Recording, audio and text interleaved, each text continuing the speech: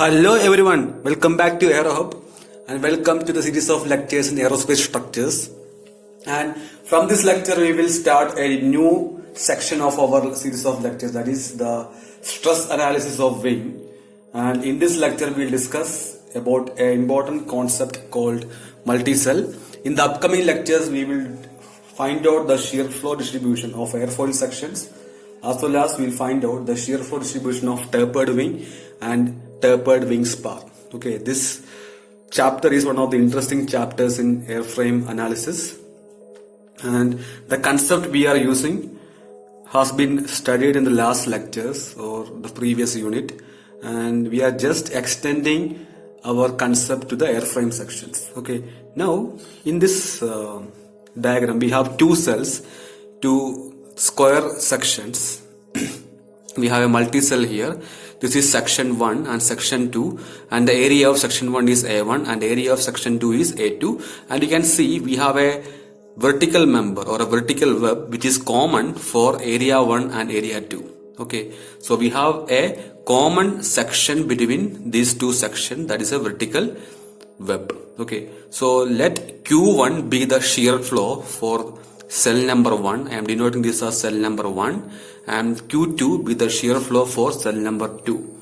Okay, now for the continuity for the vertical web, I will denote the direction of shear flow in this direction for cell 1 part, and in the case of cell 2 I will be having this direction. Okay, so therefore we have two directions for shear flow for the vertical web. So I can write, let Q3 be the shear flow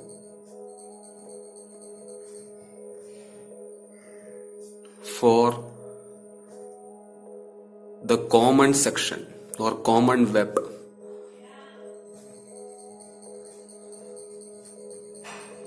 Therefore Q3 I am denoting Q3 is equal to, I will write Q1 minus Q2.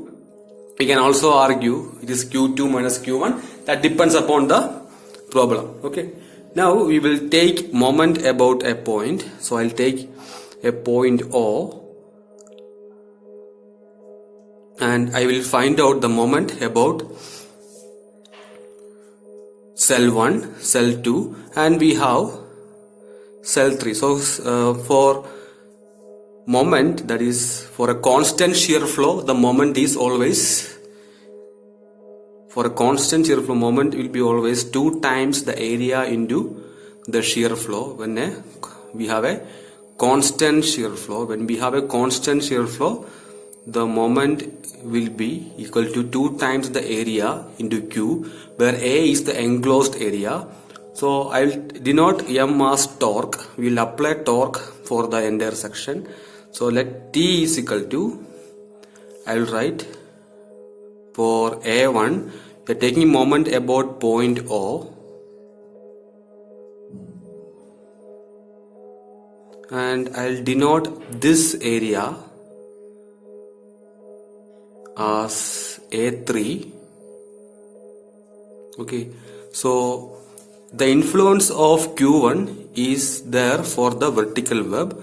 So I will denote that the influence of Q1 will be for A1 and A3. So I can write 2 times Q1 into A1 plus A3 plus, for Q2 I will write 2 times Q2 into, in this section we have the influence of Q1 because I have a shear flow Q1 which is larger than Q2. That's why I am denoting Q3 is equal to Q1 minus Q2, put as equation number 1. Therefore the influence of Q1 is there up to this point O. Okay, so for second part 2Q2 I can write A2 minus A3. Okay, that is, we are neglecting this area. We are assuming that the influence of Q2 is only present on this area, the area which is not shaded. Okay, the influence of Q2 is present only in the area which is not shaded, that is this part, this entire part.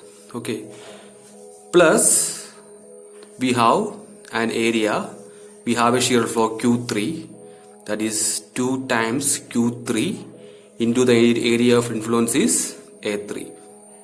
Okay, why Q3? Because it is nothing but difference between Q1 and Q2. That's why it is Q3. Okay, we don't have in this region we have the influence of Q1 as well as Q2. We are not considering Q1 and Q2 for Q3 because Q3 is nothing but Q1 minus Q2.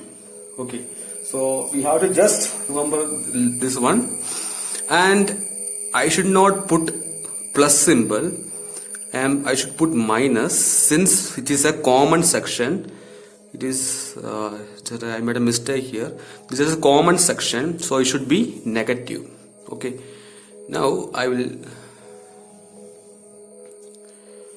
write T is equal to, I can take the 2 outside from each and every term. T is equal to, I will get Q1 A1 plus Q1 A3 plus Q2 A2 minus Q2 A3 minus, I'll put A3 instead of Q3, I'll write Q1 minus Q2.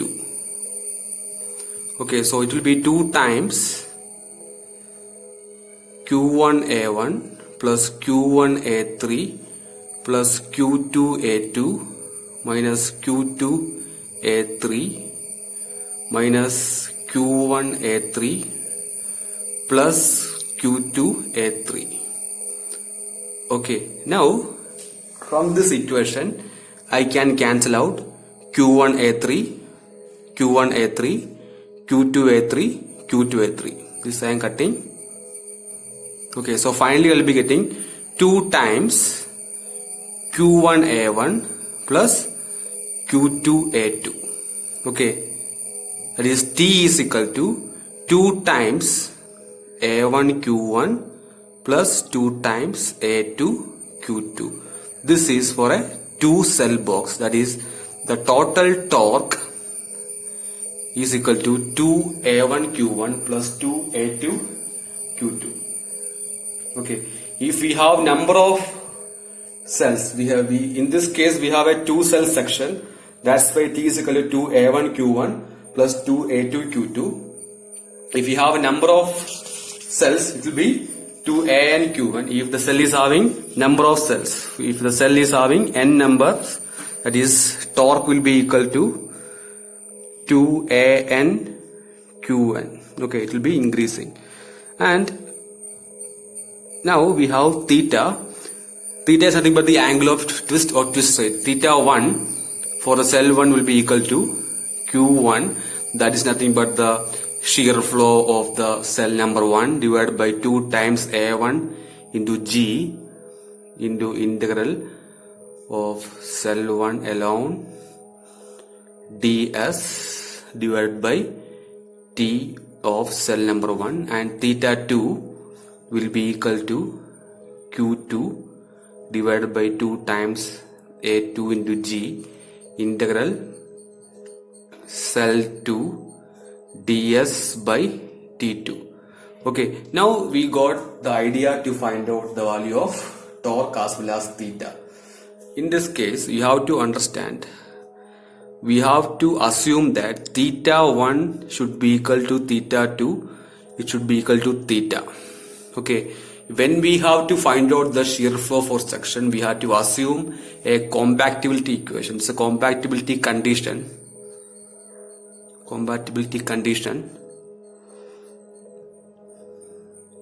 To solve for the shear flow as well as the torque.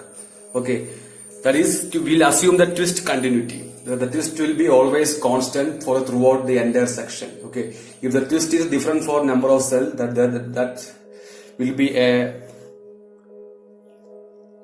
failure in design of the airframe. For example, if I have an airfoil section, if I have an airfoil section, if airfoil section is having number of cells, if the twist of one cell is different from other cell, there will be failure in the airflow as well as failure in the structure. So it is always obvious to make the continuity of twist. Okay, now we will consider an airfoil section, a 2-cell airfoil section.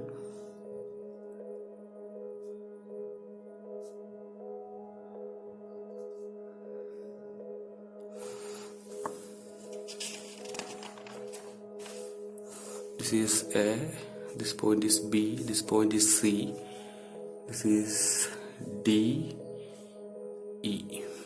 Okay, and this is cell 1, this is cell 2, and we have a shear flow Q1 here. This will be Q2 for cell 2, and the area here is A2, and area for this one is A1. So I will find out theta. Theta 1 will be equal to Q1 by 2A1G into, I am expanding this integral, that will be ds1 by t1 plus q1 minus q2 divided by 2a1 into g into ds2 by t2. Okay. Now we have Q1, that is the shear flow for the cell number 1. A1 is the area of cell number 1. G is the shear modulus, that will be a constant. ds1 is nothing but length of